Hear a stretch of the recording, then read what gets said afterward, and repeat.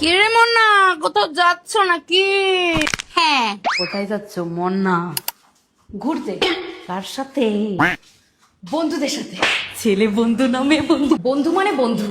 যাবি কিসে? যেটা সুবিধা হয়, বাইক, অটো, রিক্সা, ক্যাব, যেটাকে পাবো। এত অপশন পাবি কোথায়? আরে এইসব তো এখন র্যাপিডোতেই আছে, যেটা চাও সেটা বুক করে নিলেই হলো। ফিরবা কতক্ষণে? সন্ধ্যের মধ্যে। তা এত সাজগোজের কি দরকার? সাজতে ভালো লাগে গো।